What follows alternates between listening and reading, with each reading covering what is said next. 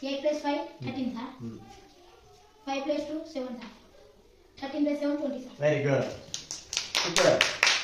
ఇది 8 ప్లస్ 2 ఉన్నది ఇవే కదా 10 ప్లస్ అంటే రెండు బాక్సులు బి అని పెట్టుకున్నాం 2 బాక్సెస్ ఈజ్ ఈక్వల్ టు 20 అన్నమాట.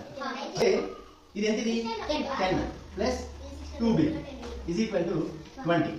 ఓకేనా 2b అంటే 2 బాక్సెస్ అన్నారు. అయితే ఇటువైపు ఉన్నటువంటి 10 ఇటువైపు తీసుకొస్తే ప్లస్ వాల్యూ ఏమో మైనస్ వాల్యూ అవుతుంది.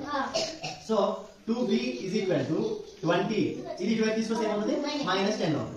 ఇది ప్లస్ 10 కదా ఇటువైపు వస్తే ఈజ్ ఈక్వల్ టు ఇటువైపు వస్తే ఏమవుతాడు మైనస్ 10 అవుతుంది. So 2b is equal to 20 minus 10 ఎంత 10. సో ఇప్పుడు మనకి b కావాలి కదా b కి 2 కి మధ్య ఉన్నటువంటి రిలేషన్ ఇంటూ అన్నమాట. b కి 2 కి రిలేషన్ ఇంటూ ఇటువైపు ఉన్నది ఇంటూ ఇటువైపు వస్తే డివిజన్ అవుతుంది. So 10 divided by 2. సో దీని ఆన్సర్ 5. సో ఈ b వాల్యూ ఇక్కడ 5 వస్తుంది. అందుకే 5 వచ్చింది చూసారా. సో ఆటోమేటిక్గా 5 వచ్చినప్పుడు ఈ రెండు యాడ్ చేస్తే 13 వస్తుంది ఈ రెండు యాడ్ చేస్తే 7 వస్తుంది. సో ఈ రెండు యాడ్ చేస్తే 20. ఇది లాజిక్. ఓకేనా.